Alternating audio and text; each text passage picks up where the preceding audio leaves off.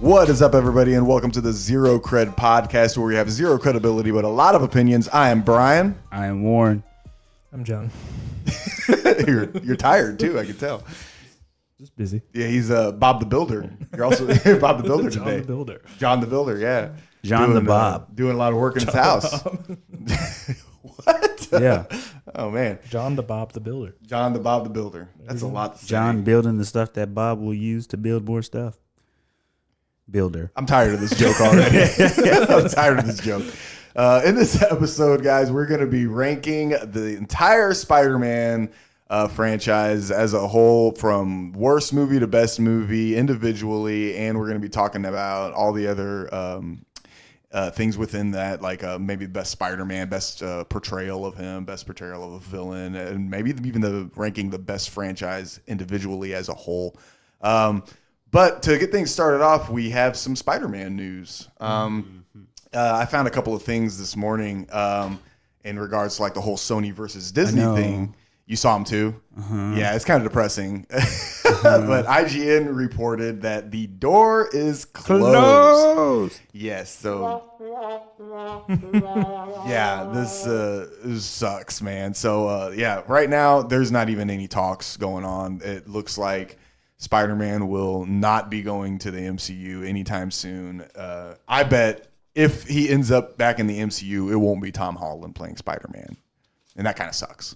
I don't think they would have two different franchises going on at the same time. No, of course not. Absolutely not. But what I'm saying is I think it's just going to take so long, if it ever happens, that by the time he's going to be, 65 fucking years old, and he'll probably still look like he's 18. But I mean, so that kind of sucks. That's shitty. I also got another thing that I read from Screen Rant, talking about how the negotiations actually went, and everybody was talking about how Disney had asked for 50%. Yeah, that is not true. Screen Rant report, and they're pretty credible. They reported that Disney only asked for 25%, which is a huge difference. It's because they were getting 10, right? 10% of the initial weekend. Was it 5% of the initial weekend? I think so. Something like that. It was low. Yeah, it was 5%. Yeah. 5% of the initial. Okay, so it was low, but they wanted 25% of the profits. I don't know if that was of the initial weekend or any other of the other intangibles, but I would imagine it's probably just total. That's a huge difference than 50%. So they're reporting that they never asked for 50. Yeah, Screen Rant reported because I would have asked for 50 if I wanted to get 25. Right? Maybe they didn't even want 25 because you want. Maybe they asked for 25 to get 15. Yeah, maybe. Yeah, that's true too. But if I did want 25, I would have asked for 50, so they would come down to that. But, yeah, absolutely. But we just don't know. No, we enough don't. Specifics, I guess. I mean, we honestly don't even know if that's true. But Screen Rant is pretty credible. So right. I mean, if they reported that they only asked for 25, then we can assume they probably only wanted like 10 or 15. Yeah. They probably wanted 10 over the whole run of the theatrical release. That means Sony is kind of more at fault here then. Right. Because it's not like they came out asking for the bank. There's some other things that went into this, apparently. Oh, never mind. Let me take it back. No, you're probably right. But apparently the Fox purchase had an influence on the split. And what that means is, I read a little more, is that Sony felt that with Disney purchasing Fox and acquiring all those other properties, mainly X-Men and Fantastic Four, that Disney had spread Kevin Feige too thin in order to be able to come work on their individual property of Spider-Man. So that's part of why Sony was just like, you know what, we're just going to go ahead and just do our own thing because Feige's going to be too busy anyway. They felt that, I believe, my interpretation of them thinking that is they felt that Disney didn't make Spider-Man a priority to them because now that they own Fantastic Four and X-Men, that became a higher priority to Spider-Man in Disney's eyes.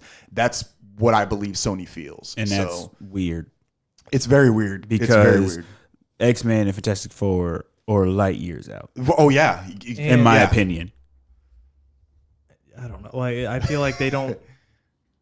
they're making so many movies, like it's not going to be Kevin Feige in control of every I don't think thing. so either. Yeah, he can still focus on what if Sony's like, hey, we want this, but he needs to focus on this, like work it in, not just say goodbye, peace out. Yeah, See you later. exactly. Yeah. Hasta la vista. Right. Hasta luego. No. Okay. Hasta mañana. Hasta mañana. There you go. But yeah, that's interesting to get.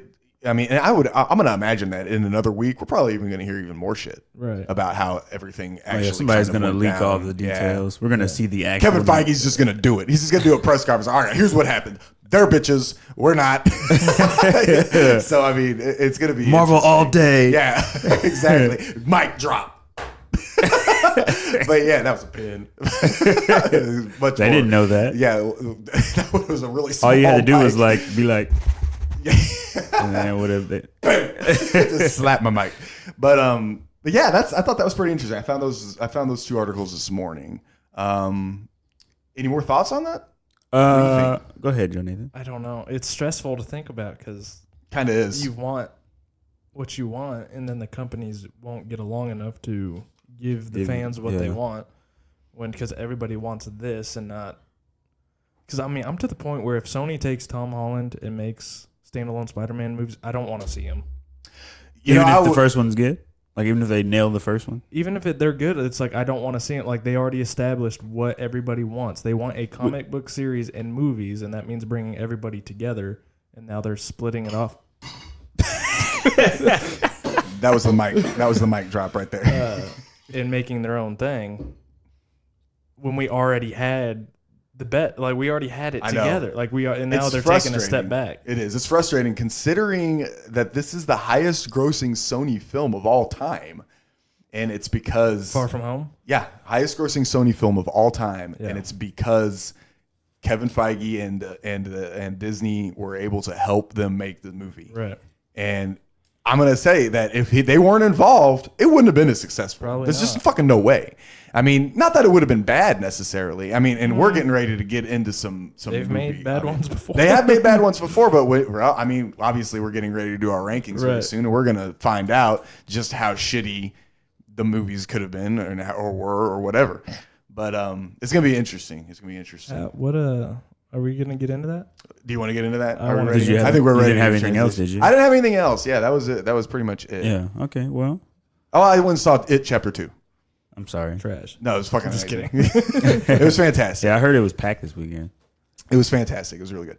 But other than that, that's all I did. You do anything interesting? No. No. You guys worked on your lists? I saw you working on your list. I didn't work on my list, Yeah. but I didn't feel like I needed to. Okay. Well, let's move on into it, guys. Let's get into the Spider-Man ranking. Who's going? Yeah. Yeah. Who's going first?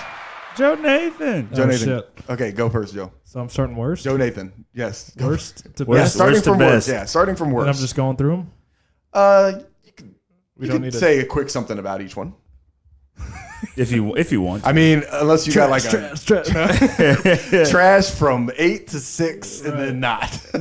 No, because like I like even the worst ones. It's just Yeah, they're. I basically made this list in terms of watchability. Okay. Number 8 is my least watched one because I have no desire to rewatch it. Does that make sense? Yeah, absolutely. And then it goes in from there. Okay. And so coming in at number 8 is Amazing Spider-Man 1. Hey. Really? Yeah. That is not Yeah, that's okay. okay. That's all right. great. I like I it. told you my list was gonna not be. I fucking love this. can Okay. I can see that. I can you can understand probably it. guess number 7. I'm going to assume it's Amazing Spider-Man 2. No. And then coming in at number 6 is Sam Raimi's Spider-Man 3. Okay. But I like watching that movie. I watched it a couple months ago on I think it was on Netflix. Okay. And I'll watch that from time to time. Yeah, I think it still is on Netflix, in fact. And then at 5 is Homecoming. Okay, yeah. And then at 4 I have Spider-Verse. Wow. That was in the list, right? Yeah, Yeah. absolutely, yeah. And then number 3 I have good old classic Spider-Man. Just Okay. the first Tobey Maguire one. Mm-hmm. And then I have Far From Home at number 2. And then number 1 is good old Spider-Man 2. All right, I like it. I like that list. I fucking like your list. Okay. It's different in a lot of ways. You want me to go next? No, I don't want to go next. Okay, you want me to go next? Yeah, I want you to go next. Wait, did you say, do you want me to go next? Yeah, I did. And Yeah, he said, then no, he I don't says, want to no, go. I just want to go next. Yeah. That's great. Okay, here's my list. He's just like, I don't get it. No, I didn't get like- it. He said, "Do you want me to go next?" And then I said, "No, I want you to go next." Oh, okay. I get it. All right, guys. My number 8 is Spider-Man 3. Sam Raimi. Okay. Obviously. My number 7 is Amazing Spider-Man 2. My number 6 is The Amazing Spider-Man. Ooh.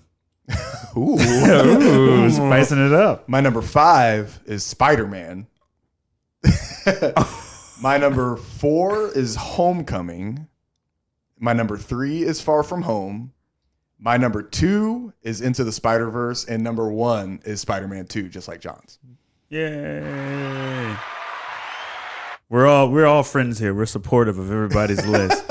I'm saying that before I say mine. Okay. On podcast. Once this shit's Once it's done, over, I I'm ain't talking to you guys. I'm tearing everybody out. Okay, so all right, I'm a little nervous to list mine off. I don't know how people are You going to shouldn't have went react. last. No, I should have gone last. This is great. Okay. Okay, so coming in at number 8, Amazing Spider-Man Okay. for me. Okay. Okay. Especially, I'm basing it similar to you. I don't watch that one. Our, Okay. our conversation that we had the other night made me Rethink make your my list. I'm revolutionary. Not rethink No. it, but make me make my list that way. Yeah. When you said that you just don't have any desire to watch that movie. Yeah, I I'm was like, revolutionary. that's how I'm going to make my list because Yeah. that's how you. Because I'm That's, revolutionary. I think how you should. Yeah. Yeah, absolutely. Yeah, I'm revolutionary. I've said that like 4 times.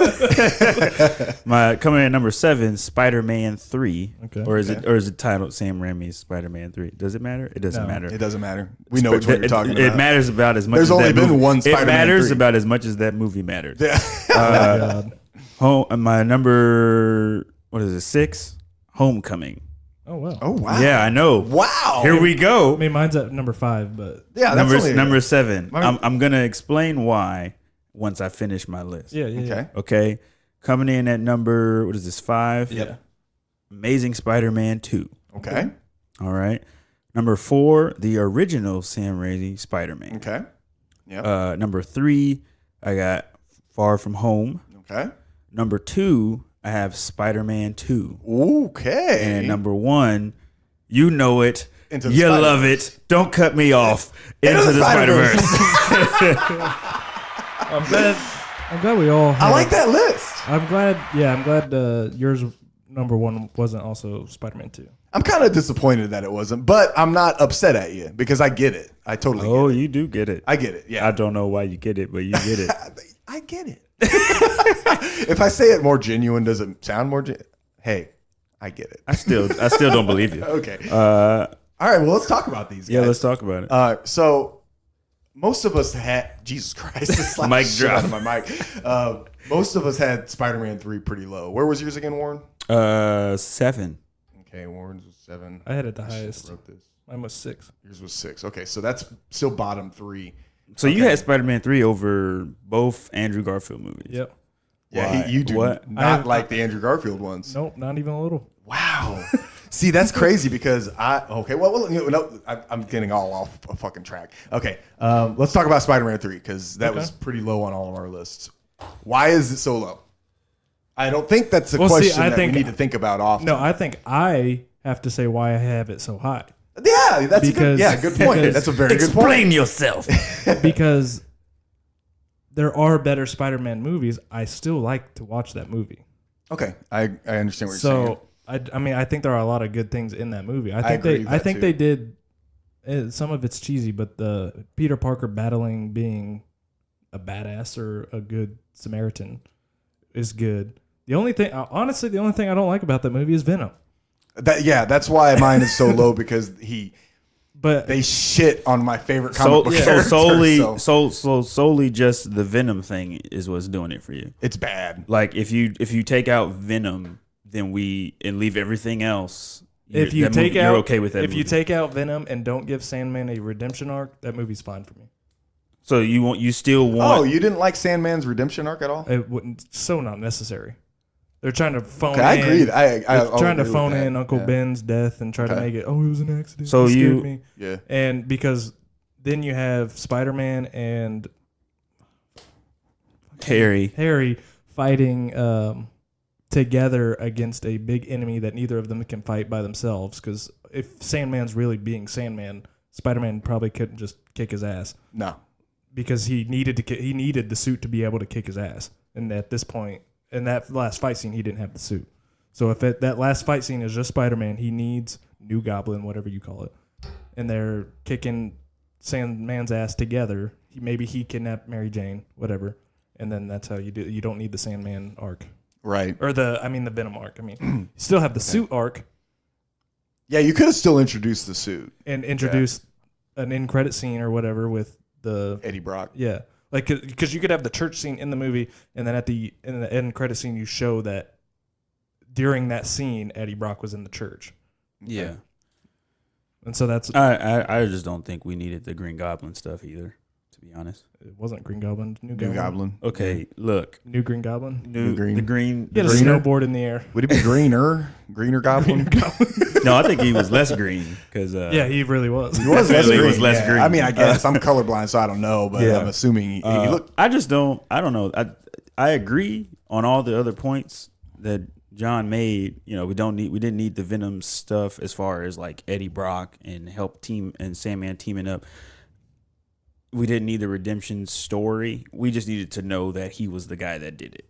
Okay. Yeah, they could have done that. Because I feel like you put more emphasis on Peter if you don't give him a redemption arc and you just say, hey, Peter decided not to kill this guy.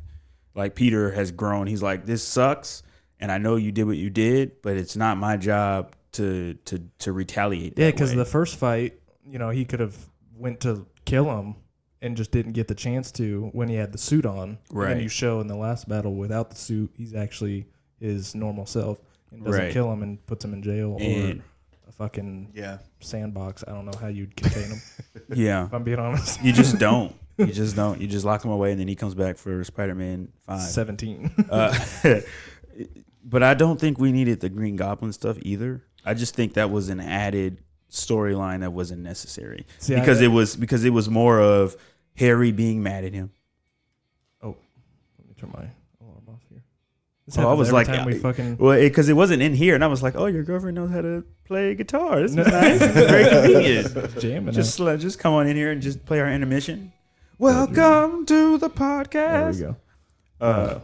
But because it was like, he was dealing with the whole death of the dad thing. Peter, he knew Peter did it. He wanted to, he wanted to kill Peter. And I was like, what are we doing? Why are we doing this? But that story, to me, was a main part of all three movies. Like, there's a beginning and end to that story. Yeah. Like that, and they paid it off by bringing it together and Harry sacrificing himself for. You're right, it was. But there was supposed to be a Spider-Man 4. So if they could have taken more time to flesh that out in the next movie. But I think it was pretty fleshed out. I don't think we I don't think it was. Okay, this is what I'm saying, though. I'm not saying you don't have the story of him and Peter having their issues. I just didn't need the Green Goblin stuff. Oh, okay. Like, he just could have had his issues with Peter. Right. And then it get resolved because Peter's like about to die. He's fighting these guys and he's just like, no, I don't hate you anymore. And then Peter's like, oh, okay, cool. Webs. And he does his thing and he's cool. Like, he goes up there, he risks his life. He can still die or sacrifice himself or whatever, but he's not Green Goblin. He just helps Peter. He's like, what do you need me to do? Right. He's like, okay, I'm going to drop her down. You just got to catch her, blah, blah, blah, whatever. And then he helps him, and then he has to sacrifice himself to do that, put himself in harm's way to save Mary Jane and help Peter. He doesn't need to be the Green Goblin. I get it looks cool and it's more entertaining because there's explosions and flying around and all that, but I just don't think we needed it on top of everything else. Yeah. I think this story should have focused way more just on Peter and him struggling with being good and being bad, because that's what Spider-Man is all about. Okay. I have all this power. How do I use it? How do I use it correctly without being consumed by the idea of just being strong and just doing whatever I want to do, while balancing my life that I want to have versus the one that needs me to be, which is him being Spider-Man. Okay. That's fair. If I would have done that movie, I would have I don't mind the Goblin stuff. I don't mind it that much. I think that I know there was supposed to be a fourth movie. It makes me think that I wish they would have just made him become Goblin at the very end of it, and then he could have been battled Goblin in the next movie. I wouldn't have even introduced the symbiote or Venom at all in this movie. It would have been Peter versus Sandman, and that's it. And he would have got his ass beat like 90% of the movie, and then he would have found a way to win, quote, win at the end, and Venom wouldn't, or Sandman wouldn't have died, though. Sandman would have just got fucked up, and then he would have been able to escape or whatever. Because I just don't like how they literally, at this point, they had killed every villain ever at the end of every movie. Yeah. And I don't like that. I don't like how they killed every villain. Kept it going. Yeah, they did. They Yeah, kept it going right into the movies that we like. Yeah. So. Yeah, they did. But yeah, I would have. And then there's other things that you could have done, in my opinion, to save this movie. They could have taken out a fucking 45-minute dance sequence in the fucking middle of that shit. Yeah, that's fair. And then It was good for the culture. Was it? Yeah, we wouldn't have these memes if we didn't. Yeah, that's true. Okay, that's fair. It's good for the culture. Fucking 15 years later. I don't know that I would have. Culture is culture. Okay, I wouldn't have introduced Gwen Stacy at all because not that way anyway. You're right. If I would have introduced Gwen Stacy, it would have been in the first fucking movie. Because in the order they're supposed to be. That's how exactly right. Since they decided to skip over Gwen Stacy at the beginning, it felt to me completely unnecessary to introduce her at all. Yeah. Right. So I wouldn't have done that at all. But yeah, I mean, there's things that I would have definitely done differently with this movie as well. Okay, we've shit on that movie enough. Oh yeah, well, have we? Because like I said, they shit on my favorite comic book character in that movie. I mean, they got 86-pound Topher Grace playing Eddie fucking Brock. Yeah, I mean, I'm bigger than Topher Grace, and I'm small. Okay, so, that's fair. I mean, you know, Eddie Brock is a big beefy bastard. Why does he have to be a bastard? I mean, have you seen what he did in the books? Yeah, but why does he have to be? I don't mind his like Eddie Brock's physical appearance because I think they could have played into the, and they kind of do, but they could have done it more if they just focused on the Venom story of him being like kind of the opposite of the actual story, but what they did in that movie where he was getting shit on and shit wasn't going well for him and he's the little guy in the corner who can't do his job right, or Peter's doing the job better, and then he gets all this power and he's like, well, who's the big man now? And he fucking throws Spider-Man through a building or something. The one thing I will say is that when in full costume, Venom did look pretty cool. I mean, I like the effects of it. Yeah, but I just, you know, he could have been bigger. And I didn't like how it still sounded like Topher Grace even when he was in full costume. I like the way because they actually had his like face pinned back in different areas when the tentacles were they would show his face in it. Yeah. They actually had his face like taped back so it looked like it was practical and CGI effects. Right, yeah. And like I just don't think they did that kind of work in the Venom movie. Like I didn't like a lot of the CGI in the Venom movie. Oh, okay, I got you. Yeah. Like I like the effects that they did with that Venom in Spider-Man 3. They just didn't do the character right. Right, yeah, I agree. We can talk about a different movie. Let's pick on another one. What was some of the other lower one? My Amazing Spider-Man is at number 7. Where's Amazing Spider-Man for you, John? The first one? Amazing Spider-Man 2 is number 7 for you also, right? I can't remember now. I closed it. Amazing Spider-Man is 8 for me. Oh, so let's talk about that one. The first one is okay. Okay, because that's another really low one for us. I mean, and I'm gonna be real honest. Do it. I couldn't even tell you last time I saw that movie. Oh, man. I've only seen it once. Ever in your lifetime of existing? And I own it. It was number 8 for me. I own it. It was number 8 for me as well. Amazing Spider-Man 2? That one was 7 for me. Okay, yeah, let's talk about that one. Amazing Spider-Man 2? We can talk about which one. Let's just 2 was higher for you. Right? 2 is way higher. Yeah, for me. so 8. Let's talk about Amazing Spider-Man 1 then. Yeah. Okay. Yeah. Start it off, John. The suit sucked, and okay, and I know, looked like trash. I know what they were trying to do because even Tom Holland's Spider-Man did it, where it's like a homemade, put together by a teenager type of suit. I just didn't like it. But even then, it still looked like shit. Well, but not. No, okay. Look, yeah, the suit. The eyes were like sunglasses or something, right? Right, but the thing is, like, even then, it still just looked like a suit that was like a different iteration from a comic book version, right? Like, it didn't look to me; it still looked kind of professional in the sense of the design. And I was like, well, if he made it, it should be way even not as cool as this. Even as a kid, I thought about that as Tobey Maguire's Spider-Man suit. I'm like, how did this guy fucking make that suit? There's no way he knows what he's doing. That first suit he wore when he went into the wrestling match was like a ski mask and fucking sweats. And then he somehow made this really badass Spider-Man suit. He knew how to sew. Yeah. I mean, at least they justified it. He knew how to sew. So it was like, cool, I can do it. Like, this guy, he took some sunglasses, kind of made the suit. Right. I feel like the biggest thing about that movie was the suit, as you said. Right. I think it takes you out of the movie.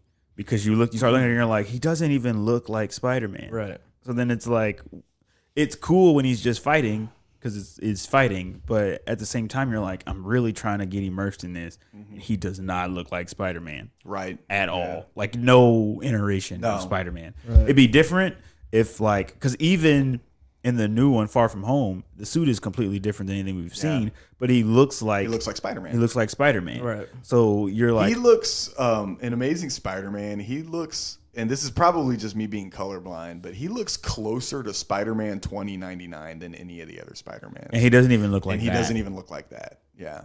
It's bad. It's rough. It's part of it's not good. But was the story good enough though? If we change the suit, does you think the movie holds up? Yeah. I think it holds up better. Because as low as they are on my list, I don't hate either one of those movies. I don't hate them. I don't watch them either though, because I have better Spider-Mans that I can watch. Overall, I think the Peter Parker thing was weird because he was only a weird nerd guy in the movie, but if you took that kind of person outside of the movie, he's kind of a cool skater punk kid. Yeah, we've had discussions in the past and before. So I prefer, to me, the nerdy, smart, clean kid, like Peter, like Tobey Maguire or Tom Holland. Right? Yeah. But he did. It was a cool performance. Sometimes it felt like I was watching something else. And then he puts on the Spider-Man suit. I'm like, oh yeah, he's Spider-Man. This is Peter Parker. Yeah. Yeah, I think you're right. I agree. I think Andrew Garfield played Peter Parker a little too cool. Well, and that's not his fault. That's just how he did what they wrote. Yeah, he did what they wrote. I think he could have made a cool Spider-Man if they. Yeah. I don't know. Some of the more interesting Spider-Man. Not that it sucked. Okay, the one did. 2 wasn't as bad. Anyway.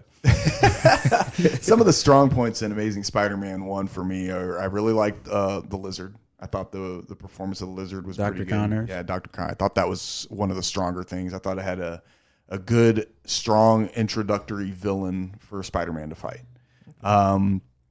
And I thought, because it was Martin Sheen that played Uncle Ben in this, right? Yeah. I think so. Yeah, I think it was Martin Sheen, and I thought that Uncle Ben was pretty strong. But that's Martin Sheen. He's a good actor. And it was, I'm trying to remember. Golly, it's been long. Sally Field played. Yeah. Yeah. And so there was some strong stuff there, but you're right. The suit doesn't look good. Well, and I think it moved real quick with the Gwen Stacy stuff and then the dad dying. Yeah, Dennis Leary. And then spoiler alert. Yeah, for what 8-year-old movie. Yeah, exactly. And then I'm gonna say it on every one of them. And then I think that was really quick for them to turn around in the second one and, spoiler alert, kill her as well. Yeah, that's like father, like daughter. Well, that's where the franchise really did kind of shit on itself because it was you're right. It was too quick. That could have been a fantastic trilogy if they'd have killed her in the third movie. I'm going to be honest. To me, they made him seem like an asshole because he promises the dad to stay away. And then like 2 minutes later, he's like, I don't know what he says, but in my head, I promise that he can't keep. I feel like he's like, I'm breaking the rules. We're in love. Like something like that at the end. And yeah, well, because they were in school. Yeah. And she like wrote him a note or something. He grinned at it. And Right. It was like, basically, I know I told your No, dad. it was because the teacher. Well, it was the teacher said, "Don't make promises you can't keep," and then he says, "But those are the best ones." Oh yeah. Okay, well, God damn! How the hell did I pull that shit out of my head? elephant. Jesus Christ! That Dude, was Elephant. that's what I tried to say. I think that's what I was trying to say, That's but I what I just was made like, it how I wanted it to go. This guy just died, and you're gonna break your promise to him, Hell yeah. fuck him. pussy? Like, That's what he's doing it for. right, pretty much. All right, so So Andrew Garfield's kind of a dick. There we go. That's the sum of Amazing Spider-Man 1. damn. We're gonna go to Amazing Spider-Man 2. Yeah, we can talk about that one. That's fine. Wait, where is that on yours? Amazing Spider-Man 2 is number 7 on mine. Mine too. What was your 8? Oh, 3. My 8 was part 3. Yeah, So where'd you have Amazing 1? 6. It's all pretty low. Oh, Yeah. okay.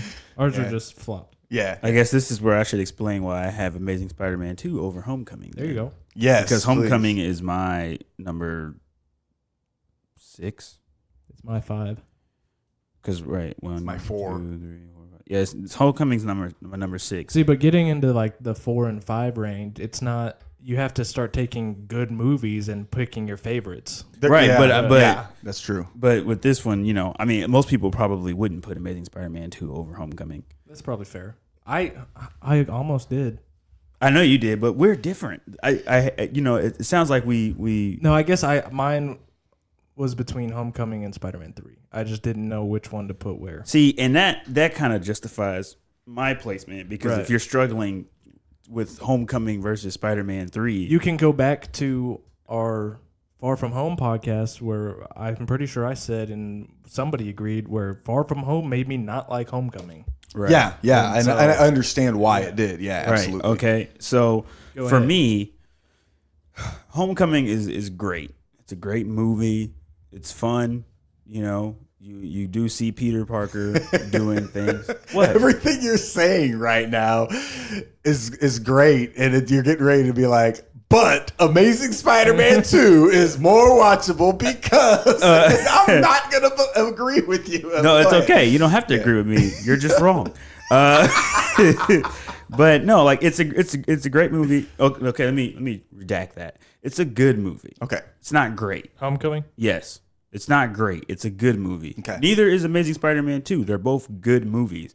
But you get a lot of just Peter Parker in Homecoming. Yes. I don't think you get enough Spider-Man. And then the moments that you get Spider-Man, it's Iron Man saving Spider-Man. Right. And I just think at the end of the day, the movie was more about Peter's relationship with Tony than it was about him being Spider-Man. Okay. I'm down with that. And so I kind of understand why thank you'd you. say that. I don't agree with you, though, but I'll wait. that's fine. And then I Your think opinions are your opinions are Completely there, and invalid. I respect that, but you're trash. and so my argument for placing Amazing Spider-Man 2 over the top of that was it did focus a lot more on him balancing his life as Peter Parker and Spider-Man, but also it showed a lot of him dealing with villains as Spider-Man, and it made him look strong as Spider-Man. Right. Homecoming made him look like a weak Spider-Man. I know he was young, he didn't know what he was doing, so to speak. But I was like, Peter, it's like, come on, you don't know how to save people. Like, I know he probably wasn't the best at it. Like, that was a very weird, like the boat situation was a very weird situation for a young superhero to be caught in. Absolutely. But I just feel like he put himself in a lot of situations that Peter would not have put himself in. And he would have approached them very differently. And he's supposed to be this really smart guy. And you got 98% of the boat webbed, and you missed a vital piece that basically shits on your whole plan. Peter doesn't do that. With a suit that has tech in it that tells you, shoot here, do this, do that. Like, no, that's not going to happen.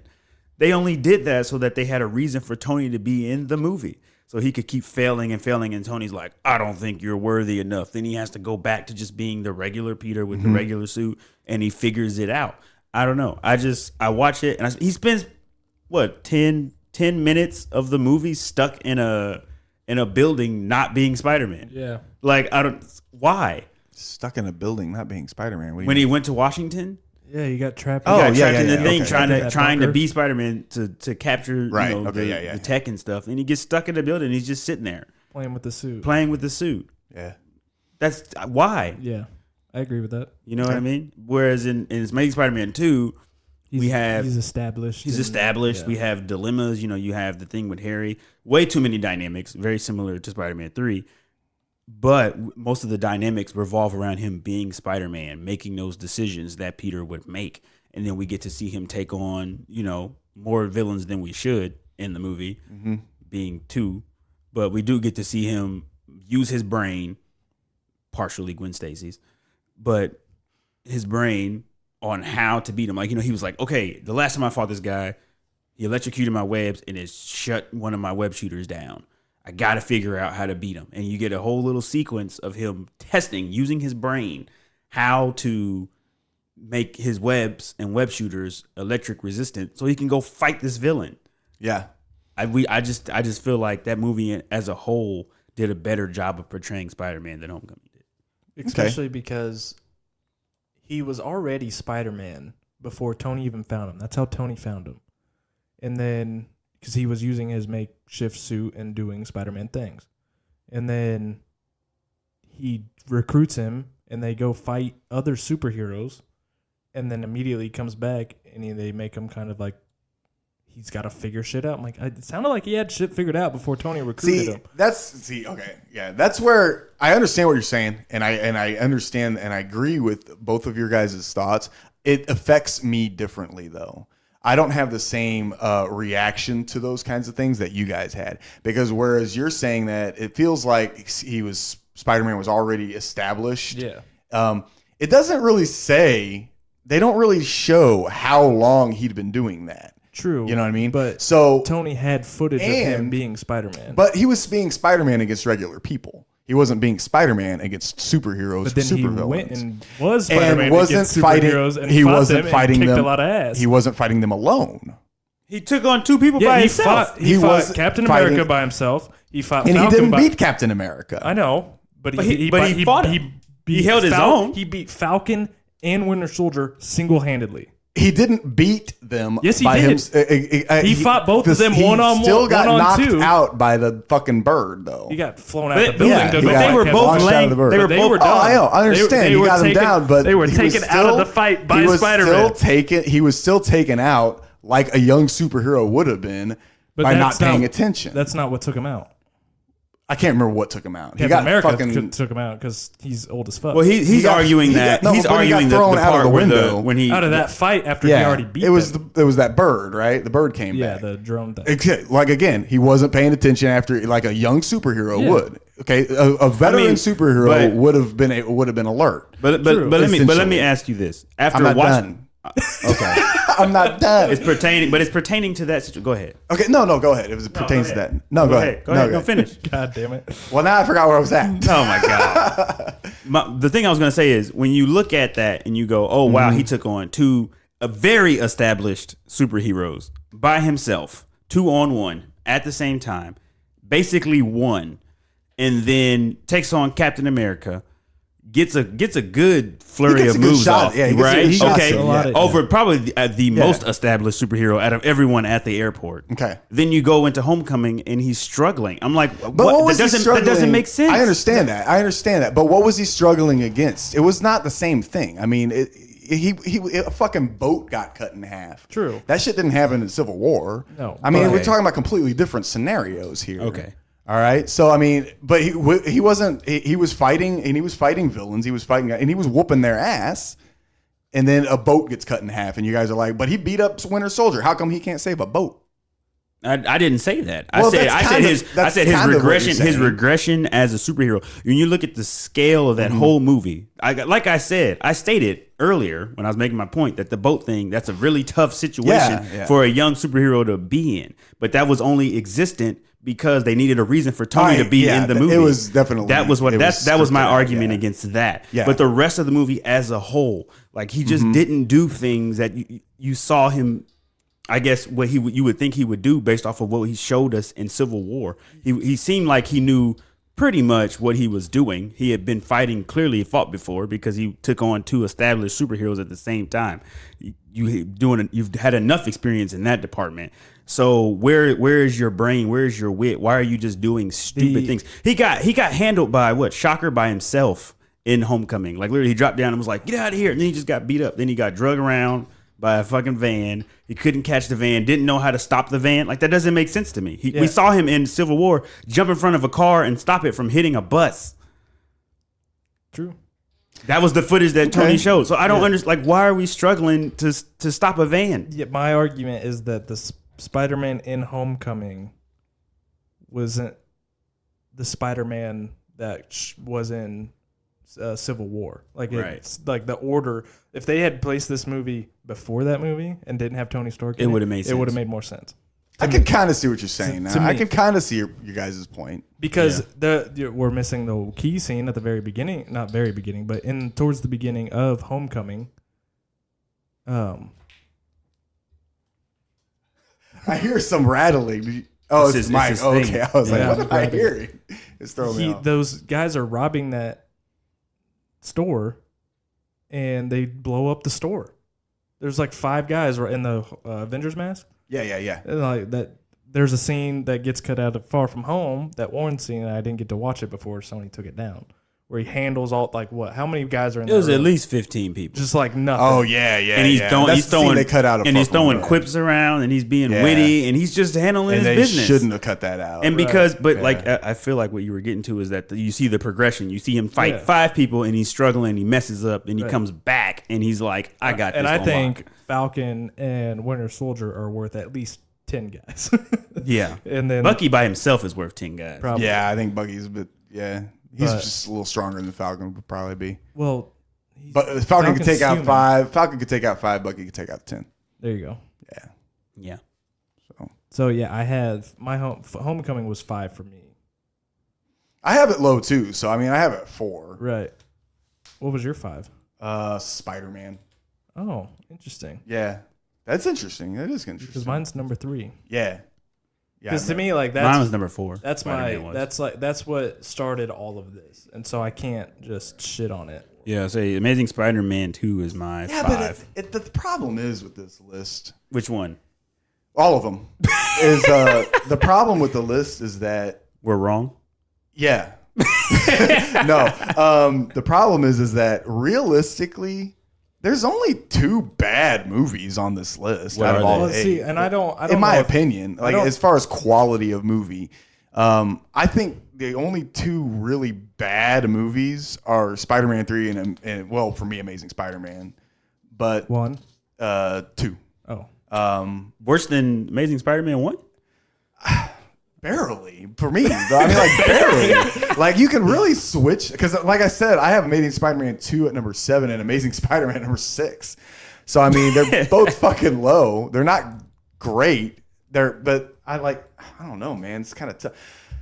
You wasn't feeling Jamie Foxx's Max. Okay, let me go back. There's only one bad movie on this list, and that's that's Spider-Man 3.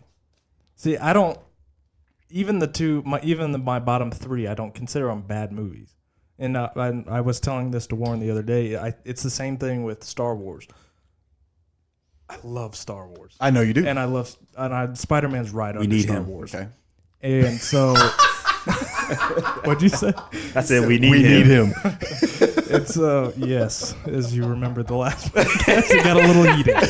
Yeah, so just the fact that we have movies that have Spider-Man in it, if it's on TV, even if it's the worst one, I'm probably gonna sit down and watch it. Same thing with Star Wars. If episode 2 is on TV, the second I see a clone trooper, I'm gonna sit down and be like, oh yeah, Star Wars, because I just want to be. I want to see that character. I want to be in that world. And there's that. I don't watch Spider-Man 3. There's that. If it's on, I will sit down and watch it. If it's on, I will find another channel.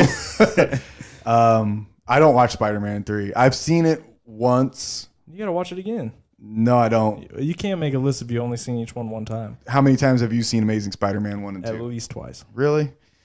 You're a strong man, John. He doesn't believe you. Because I saw both of them in theaters, and I saw them at least once out, like when it was out. I've seen the Tobey Maguire ones a ridiculous amount of times. I've seen Spider-Man 1 and 2 a lot because I like those movies. I've seen Spider-Man 3 a ridiculous amount of times. Yeah. I've seen the Andrew Garfield ones at least 3 times. Well, no, okay. I've seen the first Amazing Spider-Man at least 3 times. I've seen Amazing Spider-Man 2 at least 50. I've seen Amazing Spider-Man 2 once. I spent like an entire month one day I'm gonna just say watching it every day at work. the movie I've seen the most in my lifetime. Far From Every Home. movie ever that I've watched the most is Spider-Man 2. That's a great movie. I just would watch. I would just put. I had a DVD player on my TV. Okay, So that's high. On the weekends, I would just. Okay, That's high on our list. Let's talk about Spider-Man 2, and then we'll talk about Into the Spider-Verse because that's probably high on all our lists also. Well, because we kind of already talked about Far From Home and our thoughts on that. Yeah. And we all kind of feel like we agree why that's high up, why it's second. It's second on mine. Yeah, because we did a review on Far From Home. So let's talk about. We just want to talk about Spider-Man 2 and Spider-Verse. Yeah, because you know, Green Goblin and the first Spider-Man, great. Yeah, you start Spider-Man 2. Start talking about it. Yeah, well, that's what I'm doing. I know. I was just pointing at you. And I wasn't going to say anything, but you stopped. You pointed at me, so I stopped. Okay, I'm going again. But you know, we love the first Spider-Man. The first time we ever get Peter Parker on the big screen. You got Mary Jane. Legit Spider-Man. Yeah, you got Mary Jane, Harry, the best friend. Then you get the Green Goblin, one of the most iconic Spider-Man villains in comic book history. So, it's a good setup. Mm-hmm. You're okay with that being the beginning. Some people probably would argue, oh, it should have been someone less like his first villain, the Vulture. But whatever. I was just happy he was on the screen. Right. So then going on to Spider-Man 2, we get arguably the best villain that we've had. I mean, you could maybe make an argument for like Mysterio now. Yeah. But you're wrong. Yeah. I think so too. I think if they bring Mysterio back for a second one, he's going to take it. Right. But I guess now it's not. Right. It's probably not, it's not going to happen. So they're going to well, who owns Mysterio? It doesn't matter. Yeah, it kind of does. I would assume Sony. Okay.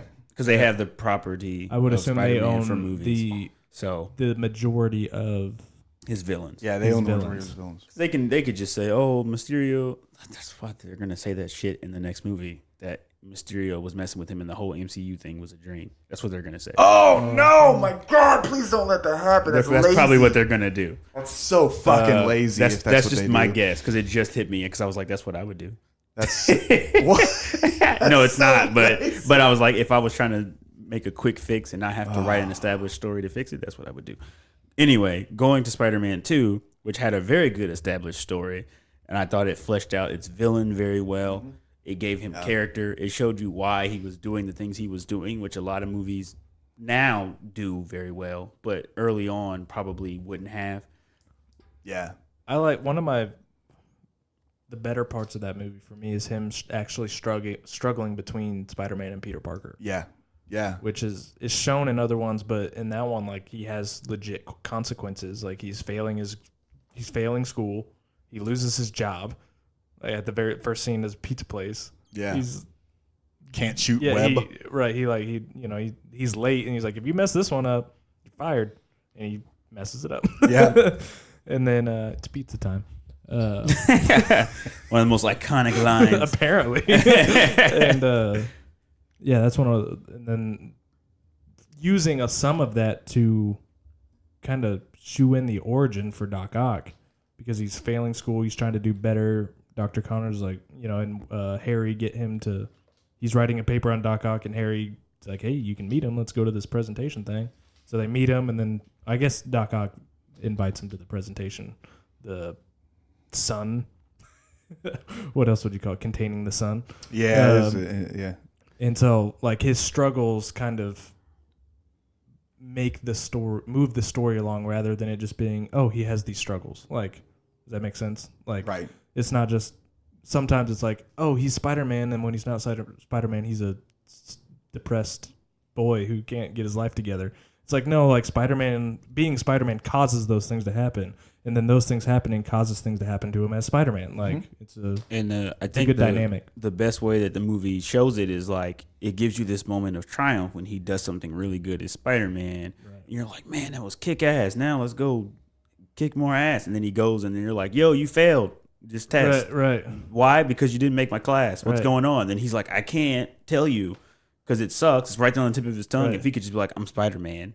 it would fix all of his. It probably wouldn't fix all of his problems, but it would make it easier. One of the scenes in that movie that makes me hits me I feel like I'm being yelled at is when he runs into Dr. Connors early in the movie, and Dr. Connors is like, "Where are you going?" He's like, "To your class." He's like, "Class ended like an hour ago." He's like, "Oh shit!" And then long story short, he's like, "Just do better." And I was like, "Just do better." Yeah, I will. Right. I must. I shall. And he kind of does. Yeah, a little bit. Yeah.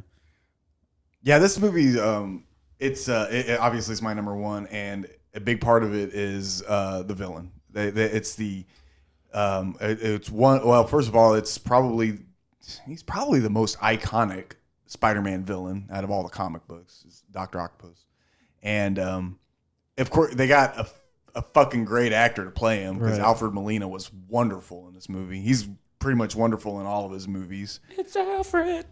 That's his theme song. Yeah, every time he steps on stage, it just goes, "It's Alfred." Yeah, he just walks on, and the guy he's got a guy that he hires that walks behind him. Yeah, it's Alfred. Octopus arms on his back. I like him. One of my favorite things about the villain is J. Jonah Jameson acknowledging his name. He's like, "Crazy guy named Dr. Octavius gets 8 arms. Doc Ock." He's just how convenient. How convenient, yeah. But they did a great story arc with Doc Ock. It was wonderful, man. You got to see him. You got to see him fall and rise again. It came full circle. The whole movie, and that was. They haven't done it that good since, in my opinion. So, what was the difference between this guy's redemption story and Sandman's? That wasn't. Sandman's felt forced because it felt forced, and he wasn't the main part of the movie. Yeah, there were 17 other things going on in that movie. Whereas Doc Ock, they established, hey, this is a guy with a loving wife. They're scientists. They're trying to change the world, and in that causes his wife to die, and now his inhibitor chip is broken, and the things are taking control. And at the end, he's like, I did all this damage. My wife died because of it. I'm about to destroy the city. I'm going to control these arms to save the city. Where Sandman's like, man, I accidentally killed your uncle. My daughter's sick. My bad. I feel like these are very in line situations. It was just, they could have done it right. They could have if they wouldn't have all this other shit going on. If he was the main focus of the movie, but he just wasn't.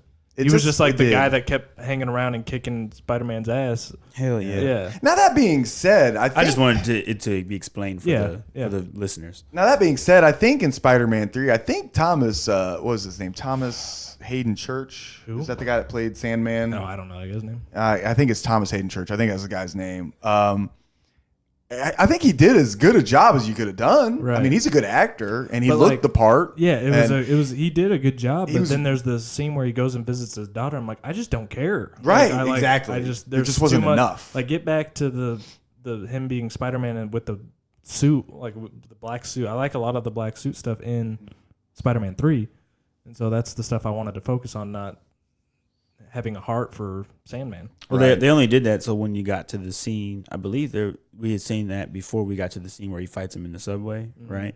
So they were doing that so that you would kind of feel bad for him when Peter just starts fucking him up. Right. I get why they did it and what they were trying to do. But like we said, if we didn't have all the other stuff, that stuff would have made sense because you could have really dug it deep. Yeah, that's just the studio getting involved. Right. They forced Venom on Sam At the same time, you got Harry losing his memory, and you got Eddie Brock being a little shit, and you got Gwen Stacy, and you got Peter Parker's love with Mary Jane that dying out, and him trying to pick up Gwen Stacy. And that's a mess. One movie. It's a fucking mess. It sounds like a fucking movie or television series. Is what it sounds like. Spider-Man 3 also was the one where he was losing his power, right? No, that was in Spider-Man 2. Was it Spider-Man 2? Yeah. He was just getting performance anxiety. Yeah. They make pills for that. That's literally I think that's a joke that he said. Okay, anyway. Let's move on to Into the Spider-Verse. So the reason why it's not my number one is because it's hard because all of these movies are Peter Parker oriented, and then this one's kind of the outlier because it's focused on Miles Morales. And so if we had 8 Miles Morales movies, we could make 2 lists. But we have like all Peter Parker lists, and then Miles Morales. Maybe is one also of these there. days that'll happen. Yeah, maybe. That would be and great. so it's hard for me to like put them in. It's hard for me to put that movie in this list because I don't consider it in the same category of Spider-Man movies. Okay. That's why it wasn't number 1 for me. That's fair. That's number very fair. 4 because it's like I love that movie, but I don't know. It's just not. It's weird because it's a Spider-Man movie, but it's not Spider-Man. Where's your Into the Spider-Verse? Number 4? Oh, I thought it was number 2. Okay. No, okay. I have Spider-Man. Don't you mess up his list? I know, have Spider-Man 2 and then Far Sorry. From Home. I apologize. You give false justification. And it's the only one that's an animated movie.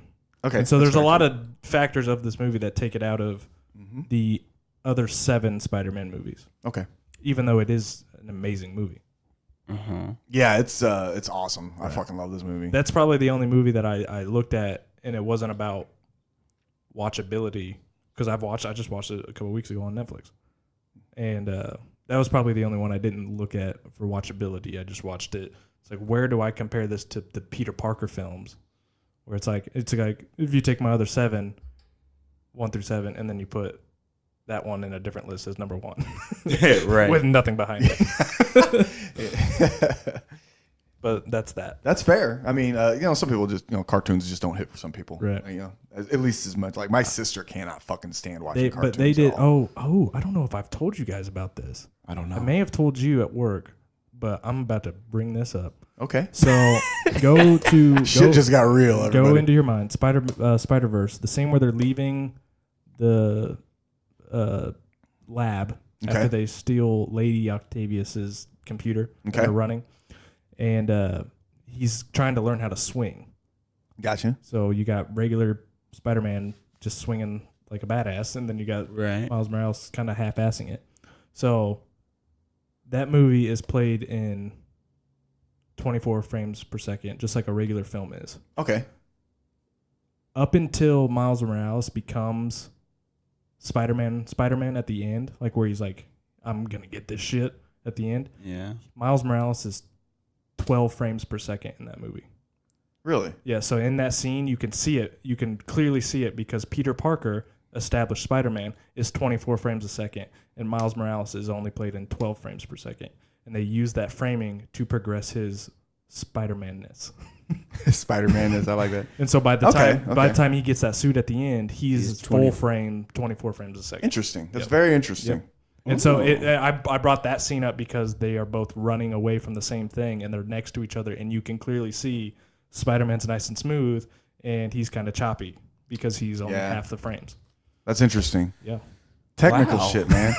Ward's like, interesting. I That is, know what I'm doing. That's tonight. wild. I would like to dive into that on another episode. No. Yeah. I like this movie a lot. Obviously, I like most of these movies, honestly. So there's stuff like that makes me really love that movie, but it's hard to compare because you can't do stuff like that. And that's why it's hard to compare because you can't do an animation thing like that in a live action movie. You just can't do the same things in an animated movie that you can do in a live action movie. Mm-hmm. What did we say? I think our only gripe on that movie was how fucking obnoxiously big they made Kingpin. Trash. Warren's like, I liked it. We need him. We need him. I'm putting Spider-Verse at number 8 because of Kingpin. Dang. Just kidding. Fuck this shit, I'm out. I was like, what is happening right now? What do you got? Anyway. What do I got? Yeah, what do you got? It's your number one movie. It is man. my number one movie. I could have told you that was your number one movie. I knew that was going to be your number one movie. Because as much as you love Spider-Man, I think you love Miles Morales Spider-Man even more. Does that make sense? Is that That's not far from the truth. Is it Far From Home? I hate you. It's like I was gonna say it's like far from the apartment, but it's not necessarily far from the home. The home is still home, which is Spider-Man. Is that where the heart Peter is? Parker. Stop! I'm done. Stop it! Stop it! Go ahead. Stop it! Shut my mic off. Stop! No. Was it like Michael Scott? No, God, please, no. No. I'm glad the analogy happened because home is Spider-Man. Yeah. Period. Like Right. Peter Parker, Spider-Man. That is it. That is Peter the Parker picked a Peter Man Parker. That is the big thing. That is what I know and love Right. dear to my heart. That's what like got me into comic books. But I do really love the Miles Morales one a lot, and I'm ready for them to do some type of live action with the character. I do feel like this movie, like there are some like character issues in the comics with the character, like just things when you're reading it and you're like, man, I wish that, why are we doing that? Like we could have done some other things. The story is very similar to Peter Parker, you know, a lot of tragedy, struggling to be Spider-Man and, you know, his regular self being Miles Morales. But this movie kind of fixed him in some ways, in some aspects, where he wasn't, like the tragedy wasn't there because both his parents were still alive, but he was dealing with an issue that forced him to become Spider-Man. Whereas in the comics, Peter dies, which he died in this, but it was his Peter, not the actual Peter Parker, which is what was going on with the Ultimate version because it was an alternate universe, but it was still the Peter Parker dies at the hands of Green Goblin. He tries to take over because he feels like he owes it to him because he did nothing when he died. He saw him die and did nothing. And so he was like, oh, I got to try to do it. And it's like, no, that's not how that works. And so they kind of fixed it where it was like he died, he did nothing, but Peter gave him something to do before he died. And he's like, I got to do that because that's what he asked me to do. So I got to do it. And he's young. He can't do it. He doesn't know what the fuck he's doing. And then you bring in another established Peter Parker who's on the decline. This is his redemption story. Right. And I feel like they did a really good job of portraying, despite it being a Miles Morales movie, quote unquote, they did a really good job of portraying Peter Parker in this movie using two different ones. Right. One that had everything together, what it looks like when Peter's life is going good and Spider-Man is going good. And then one where it's like Spider-Man got in the way of him being Peter Parker, and we see what happens when that happens. Right. And so then you get him struggling with being Spider-Man. Peter was a Peter B. Parker. And you see his redemption and how he's like, oh, okay, at the end of the day, he's still Spider-Man. He's still going to be that guy that says, if this is what's got to be done, then I'm going to do it. And then you get Miles stepping in and saying, no, you don't have to do it. I'm going to do it. But I just think overall it was really good. I think it captured the essence of Spider-Man more than any of the other movies, only because it's animated and you can do a lot more with those characters. But to have Spider-Gwen and, you know, Spider-Man Noir and Miles and Peter and Peggy and Spider Pig and just all these people, and it still work and it doesn't feel overwhelming and too much, and you capture the essence of each of those Spider-Man characters. Right. And having all those different villains in it, Scorpion, Kingpin, Doc Ock, you know, Tombstone, even just like all these different people. I just was like, it was the Prowler too. In the Prowler. Yeah. Who's Tombstone? He was the guy with the two guns that just followed Kingpin around. Oh, okay. Basically did nothing the entire movie. Those things coming together, it was like, man, like I'm watching a comic book right now. Yeah. And it was so fun to see. The art style really helped that too. I loved the art style they chose for the movie. So those 12 frames a second thing, that's pretty cool. Yeah. So it probably is a little bit, I won't say biased for me because I do really enjoy the Miles Morales story, but I just think that it captured it really. I sat down and was like, man, this is Spider-Man. Yeah. And I've only been able to say that once during a twice during a live action, Far From Home, and then Spider-Man 2. Out of however many live action movies we've had, where I was like, this is like I'm watching Spider-Man. Whereas there were moments in the other movies where I was like, oh yeah, there we go. And then, but there was still moments where I was like watching Spider-Man. I was like, I'm watching a movie, but you know, I wasn't like immersed in it to the point where I was like, this is Spider-Man. Like, oh, this is real. This is what it is. So this movie had me doing that throughout the entirety of the film from start to finish. Yeah. I don't have anything more I can say. You really nailed it all for me. You're welcome. Yeah. Save you some breath. Live a little Good longer. job, sir. So those are our rankings as far as the movies go. What I'll do is I'm gonna collect those from you guys if you guys don't mind texting me your lists, and I'm gonna tweet. I'll tweet out all of our lists, And that you know way what it's going to everybody say can when comment. he does it? It's going to have his list, and then ours is just going to say trash. Yeah. Okay. I was gonna say something. So, no, I'll tweet them all out, and then that way people can comment on it. I'm gonna do that right now, or I'll fucking forget. Let's talk about individual kind of things. So 'cause we got to get wrapping it up. Yeah, so let's do pretty close. Best Spider-Man, best Peter Parker, and best villain. I like that. Yeah. Let's do that. That's good. Not even ranking. Just give me your best one. Go ahead. Oh, I'm sorry. My best Peter Parker. God damn, that's kind of tough. No, it's not. Best Peter Parker, Tom Holland. Yeah, Tom Holland. Best Spider-Man, probably Tobey Maguire. Best villain. Dr. Octopus. Okay. Yeah, I mean, That's mine too. They're all the same. We all we all agree. Okay, yeah, we all agree on wow, this. This is not tough. I changed my mind because I want to argue. No, I don't see anybody else thinking too much different. No, I mean, how can you? I think they kind of damaged Tom Holland's credibility on the Spider-Man portion with Homecoming. Right. If he was how he was in Civil War, still in Homecoming, maybe with a little bit of struggle, not so reliant on Tony Stark, then going into Far From Home being as good as he was in that as Spider-Man, I think you could argue that he did a better job than Tobey, but nah. No.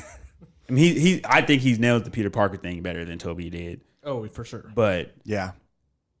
Okay, since the Spider-Man thing, which is hard to argue because it's not like it's actually them, it's CGI stuff for the most part, right? With some practical. Yeah, but they still wear the costumes. But you know, we're looking at how I guess the studios give us the action in the movie, and Tobey's. I think the Tobey's mix was of better. legit practical effects with the CGI in Spider-Man 2 is better than all of it because. And I think as a whole, I think the suit in Spider-Man, the first Spider-Man trilogy as a whole, I think it looks better. And I've probably said this before, and I'm going to reiterate it now. It looks the best because red is the hardest thing to CGI, and that's why they have textured webbing on it to break up the red so that they can make it look more realistic when he's CGI fighting, and that's why it still looks good today. It does, and it does. The effects, everything still holds up on that franchise. Since that was a really quick talk, I think this is going to be pretty easy also. Which of the franchises as a whole do you think got it right the most so far? Fuck. Into the Spider-Verse. No. Yeah, I mean, I guess you'd have to say that. Let's take that one out of it because I do agree. Hit it. Bam. Let's take that one out of it, though. I don't know. Go ahead, Joe Nathan. As a whole? Yeah.